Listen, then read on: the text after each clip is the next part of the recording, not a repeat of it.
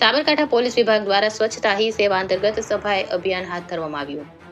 2 October ગાંધીજીની જન્મ જયંતિ નિમિત્તે તેમને શ્રદ્ધાંજલિ આપવા માટે સાબરકાંઠા પોલીસ વિભાગ દ્વારા તારીખ 20/11 થી 20/12 સુધી પોલીસ અધિક્ષકની કચેરી, 2 નાયબ પોલીસ અધિક્ષકની કચેરીઓ, પોલીસ હેડક્વાર્ટર્સ અને જિલ્લાના 15 પોલીસ સ્ટેશન પર સ્વચ્છતાની વિવિધ કામગીરીઓ કરવામાં આવી.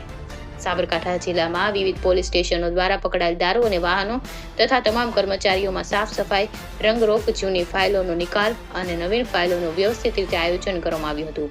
જેના ભાગરૂપે સાબરકાંઠા જિલ્લાના 15 પોલીસ સ્ટેશનો દ્વારા પકડાયેલા દેશી અને ઇંગ્લિશ દારૂની બોટલો વગેરેનો નાશ કરવામાં આવ્યો હતો તથા પકડાયેલા જૂના વાહનોનો નિકાલ કરવામાં આવ્યો હતો.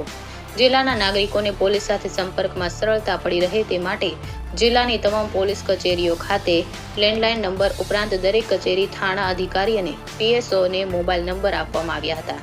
ટ્રાફિક નિયમન માટે અવેરનેસના ભાગરૂપે જુદા જુદા સમાચાર પત્રોમાં જાહેરાત આપીને બેનરો લગાવી ઇલેક્ટ્રોનિક મીડિયાના માધ્યમથી તથા સોશિયલ મીડિયાના માધ્યમથી જાહેરાત આપીને નાગરિકોને જાગૃત કરવાનું કામ કરવામાં આવ્યું હતું.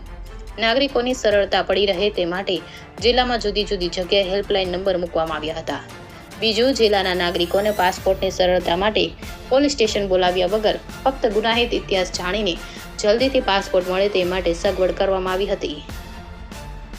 India 24 news reporter Jayesh Thakor સાથે શૈલેષ પટેલ, ચીફ બ્યુરો સાબરકાંઠા. પ્રધાનમંત્રી શ્રીના આદેશ મુજબ પોલીસ ડિપાર્ટમેન્ટ દ્વારા સ્વચ્છતા અભિયાન ચાલુ કરવામાં આવે છે અને તમામ પોલીસ સ્ટેશનની સફાઈ કરવામાં આવી રહી છે. મુદ્દામાલના નિકાલ, વ્હીકલના નિકાલ, પછી રિપોર્ટના નાશ, એ તમામ કાર્યવાહી તમામ જિલ્લાઓમાં ચાલુ છે.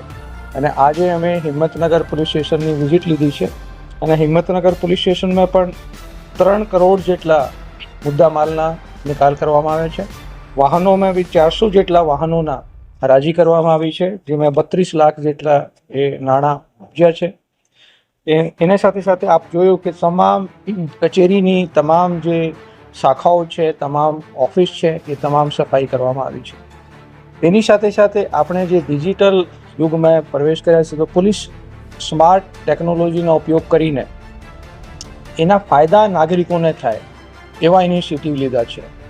જે રીતે પાસપોર્ટ વેરિફિકેશન છે, એમાં હપ્તા વધારે લાગતા હતા, 10 દિવસ બી લાગતા હતા, મહિનાઓ બી લાગતા હતા. હવે એક જ દિવસમાં અમે વેરિફિકેશન કરવાની પ્રોસેસ ચાલુ કરી છે કે અને અરજદારને કોઈને પોલીસ સ્ટેશન બોલાવવાના નથી. પાસપોર્ટ વેરિફિકેશન માટે કોઈ પણ અરજદારને પોલીસ સ્ટેશન બોલાવવાની મનાઈ છે અને એને ઘરે જવાની પણ મનાઈ છે. અને ગુજકોપમાં જ એમના ક્રાઇમ રેકોર્ડ વેરીફાઈ કરીને અને પાસપોર્ટ વેરિફિકેશનની પ્રક્રિયા કરવામાં આવે છે. એની સાથે સાથે ડિજિટલ ટેકનોલોજીનો ઉપયોગ કરીને એફઆઈઆરની ફેસિલિટી પણ નાગરિકોને આપવામાં આવી છે. અને આ સરેરાશ 20 જેટલા એફઆઈઆર હિંમતનગર જિલ્લામાં દાખલ થાય છે અને વર્ષમાં 220 એફઆઈઆર દાખલ થઈ છે. એ નાગરિકોને મોટી રાહત મળી છે, જેમાં પોલીસ સ્ટેશન આવવાનું થતું નથી અને જેમાં એના પોલીસ સ્ટેશનમાં રાહ જોવું પડતી નથી. પોતાના મોબાઈલથી પોતાના વાહન ગુમ થયા હોય, પોતાના મોબાઈલ ગુમ થયા હોય તો મોબાઈલ ફોન ઉપરથી અથવા કમ્પ્યુટર ઉપરથી એફઆઈઆર ફાઇલ કરે છે. એક મોટી રાહત નાગરિકોને થઈ છે. એની સાથે સાથે અમે હાઈકોર્ટની નિર્દેશ મુજબ પોલીસની જે પણ કોઈ પણ ગેરવર્તણૂક હોય, કોઈ પણ ટીઆરબી વાળા કોઈ લાંચ માંગતા હોય તો એના માટે હેલ્પલાઇન પ્રસિદ્ધ કરી છે. 100 નંબર ઉપર તમે કોઈ પણ ગેરવર્તણૂક હોય એની ફરિયાદ કરી શકો છો.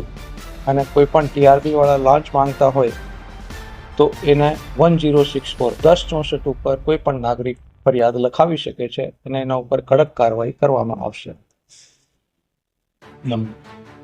નંબર